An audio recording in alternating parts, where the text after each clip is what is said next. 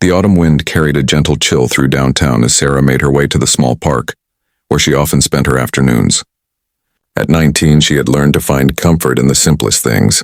A warm patch of sunlight on a bench, the sound of leaves rustling overhead, the kindness of strangers who sometimes shared a smile. Life hadn't been easy for Sarah. She'd been on her own since aging out of foster care, carrying everything she owned in a worn backpack. But she had something that couldn't be taken away, a heart that still believed in goodness. On this particular day, she noticed an elderly man sitting alone on a bench near the fountain. His clothes were clean but thin, and his hands trembled slightly as he stared at the ground. Something about his posture spoke of a hunger that went beyond food, a loneliness that Sarah recognized all too well. Without hesitation, she approached him gently. "Excuse me, sir," she said softly. "Are you all right?" The man looked up with tired eyes. His name was Harold, and at 73 he had found himself in circumstances he never imagined. Recent medical bills had drained his savings, and pride had kept him from asking his distant relatives for help. Sarah studied his face for a moment, then reached into her backpack. She pulled out a small container, the only meal she had for the day. "Please," she said, offering it to him. "I've already eaten." Harold's eyes filled with tears. "Child, I couldn't possibly.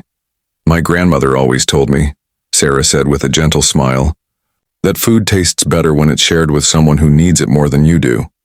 What neither of them noticed was the man in the dark coat standing by the newspaper stand, watching this exchange with growing amazement. Robert Chen had built his company from nothing, becoming one of the city's most successful entrepreneurs. He had come to this park seeking a moment of quiet before his next meeting, but instead found himself witnessing something far more valuable than any business deal.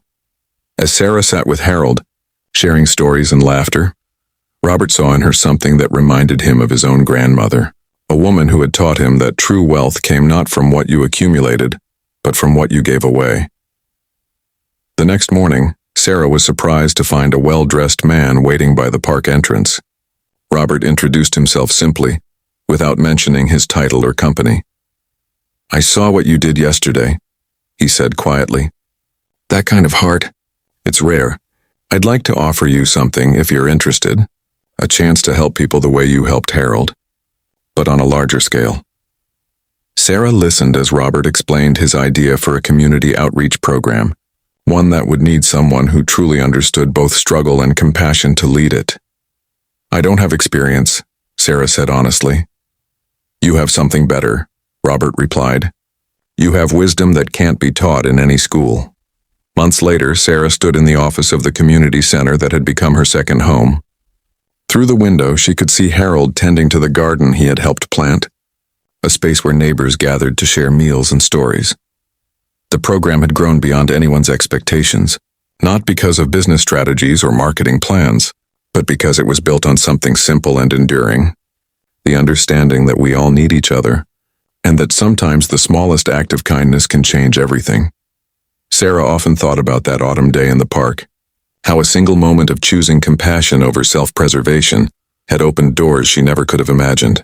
But perhaps the most beautiful part was that Harold had become like the grandfather she'd never had, and Robert had become not just a mentor, but a friend who understood that true success is measured not in dollars, but in lives touched. In quiet moments, when the center was filled with laughter and the sound of people caring for one another, Sarah would smile and remember her grandmother's words about shared meals, and know that some truths are as timeless as the changing seasons. Sometimes the most powerful changes in our lives come not from grand gestures, but from simple moments when we choose to see each other as family.